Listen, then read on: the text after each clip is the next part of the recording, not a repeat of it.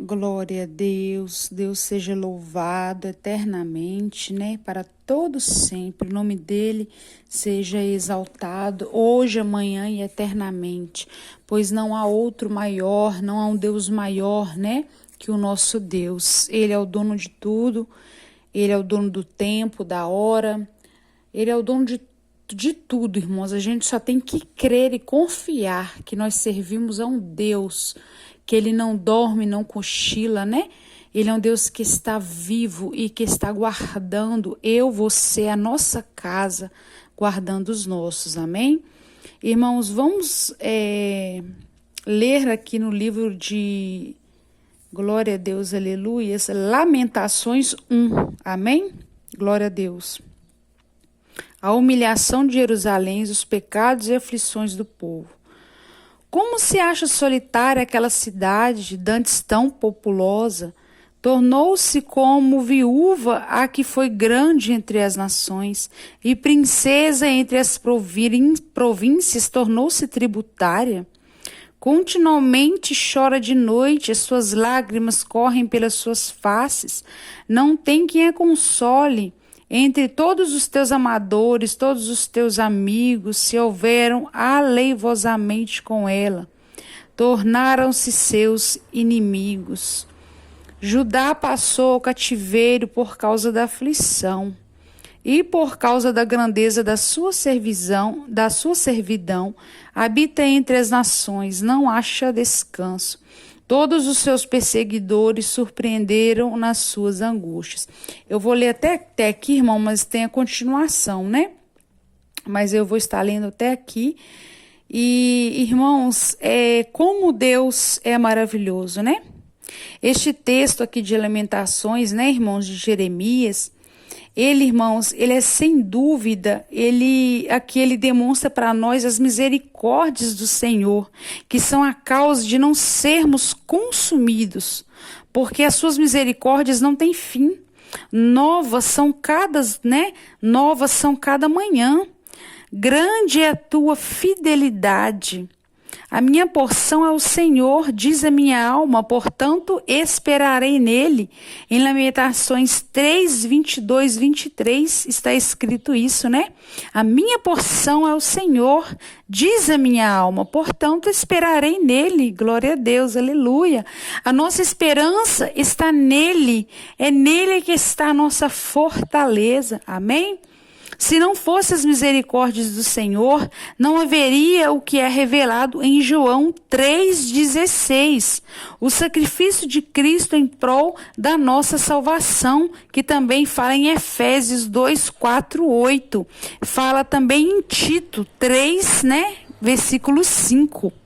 Irmãos, este livro de Jeremias, Lamentações, de Jeremias, Lamentações, revela a expressão mais pura da dor e do sofrimento do profeta. Expressa em palavras, Jeremias foi um profeta escritor, que não disfarçou as suas angústias, desilusões, desesperos e aflições. Ao caminhar pelas ruínas do templo edificado por Salomão e por sua amada cidade de Jerusalém, cruelmente destruída, pelos caldeus, o profeta comungou da mesma dor, do mesmo sofrimento, da mesma amargura do seu povo. Ou seja, ele se entristeceu ali, irmãos, porque ele viu aquela cidade, aquela cidade em ruína. Veio o choro, veio o desespero, porém ele confiou no Senhor, que o Senhor é o Deus que restaura, que o Senhor é o Deus que levanta muros, que o Senhor é o Deus que restaura a nossa vida, que quando a gente fala, meu Deus, para mim não tem jeito mais, cheguei no fim do poço, não tem jeito mais, Senhor, não tem saída, engano nosso, irmãos, há saída. Jesus, ele é a nossa saída, ele é a nossa esperança, ele que nos levanta, é ele que nos dá força, ânimo para vencer. Glória a Deus, aleluias, Jeremias, irmãos, glória a Deus, aleluias. Jeremias, assim como Cristo, chorou com os que choravam e se angustiou com os que se angustiavam, né? Lá em Lucas 19, 41 ao 44, fala sobre esta passagem, né?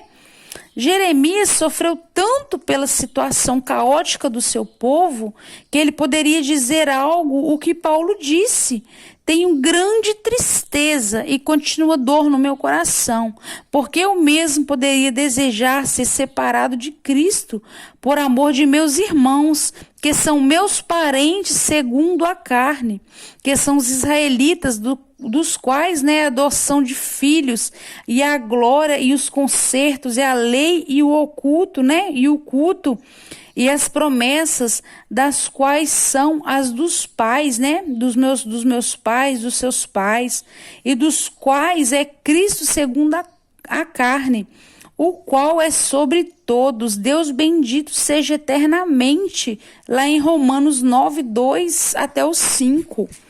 Irmãos, aqui neste texto, a gente pode entender que grande é a dor, né, da aflição, porque ali estava uma cidade que não havia mais esperança, que não havia mais alegria, que não haveria mais, sabe, irmãos, saída, a pessoa já tinha uns desistidos dali, né? Só que o Senhor, Ele é tão grande, tão misericordioso, que Ele levanta nós para a gente fazer o quê? Orar, jejuar pela nossa casa, pela nossa família, pelos nossos filhos, nossas filhas, né? Assim como quando Jesus chamou Neemias, né, para reconstruir os muros ali de Jerusalém, assim o Senhor chama nós, assim o Senhor chama Jeremias, assim o Senhor chama cada um de nós que somos filhos e filhas dele para lutar, irmãos, porque a nossa luta, sempre eu vou dizer isso aqui, a nossa luta não é contra carne nem sangue, irmão. Eu sei que, claro, nem tudo é o diabo, nem tudo é o diabo, mas nós sabemos que na maioria das vezes é sim o diabo, irmãos, porque se a pessoa dá a brecha ali, se a pessoa já tem um mau caráter, já não tem Cristo no coração e dá a brecha, é claro que o inimigo vai entrar. Ele só está esperando uma brechinha, nem que seja pequenininha, para ele entrar e para ele fazer, sabe o quê? A arruaça dele, faz trazer a desgraça, trazer a tristeza, trazer a destruição, porque Satanás veio para roubar, matar e destruir, mas Deus não. Deus veio para nos salvar, nos dar vida e vida com abundância, né?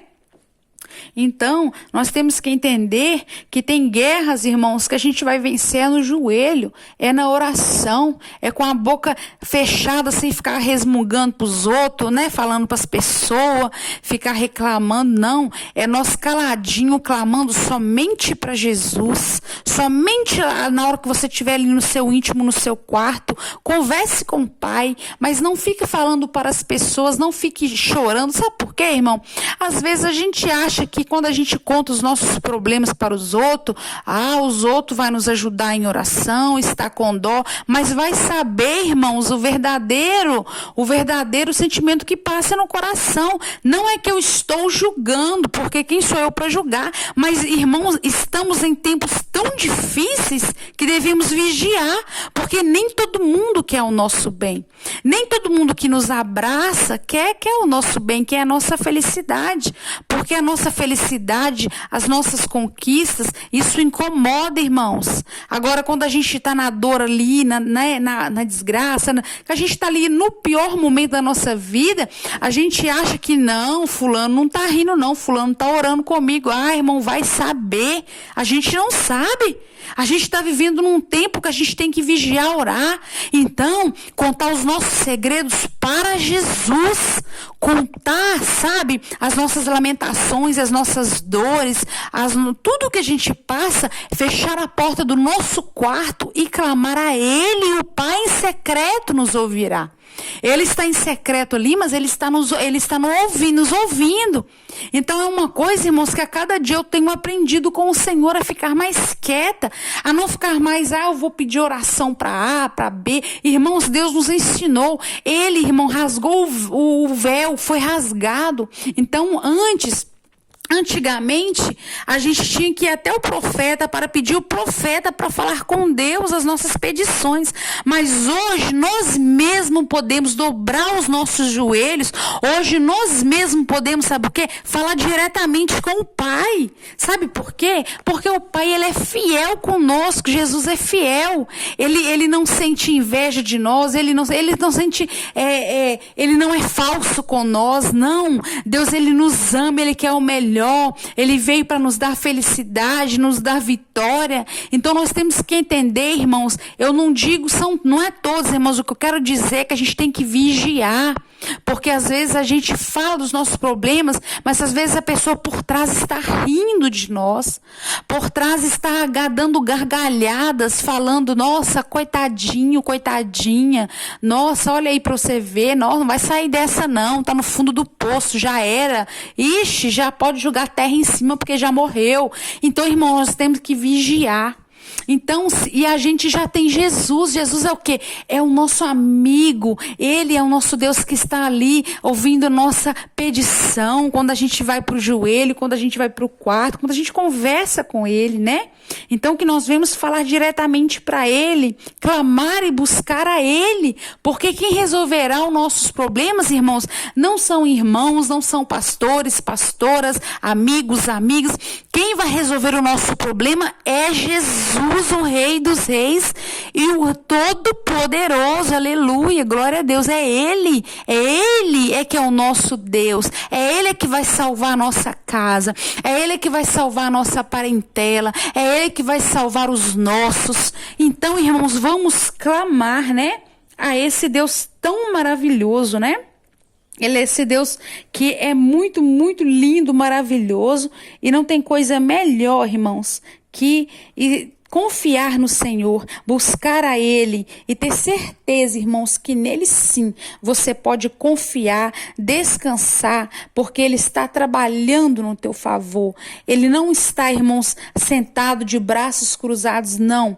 O Senhor, cada lágrima que sai dos teus olhos, cada clamor que sai da tua boca, o Senhor Jesus tem levado aos céus. O Senhor Jesus tem levado para os céus, né? Os anjos veio buscar e levar para o Senhor, para nos dar a vitória. Então não temas, irmãos, não temas. Então a gente tem que crer, somente crer. Sei que não é fácil, porque grandes são as lutas, mas a gente vai conseguir, a gente vai vencer, se a gente ter, sabe, irmão, aquela intimidade com o Senhor, fechar mais a nossa boca, clamar mais, dobrar mais os nossos joelhos, colocar a nossa boca no pó, jejuar, né? Proclamar o nome do Senhor Jesus, fazer as coisas que agradam aos olhos do Senhor. Aí sim, vocês verão as bênçãos e as misericórdias do Senhor sobre a sua vida, né? As misericórdias do Senhor não têm prazo de validade. Elas se renovam a cada manhã. As misericórdias do Senhor são a luz do fim do túnel. As misericórdias do Senhor fazem enxergar além do caos, das incertezas, das desilusões dessa vida.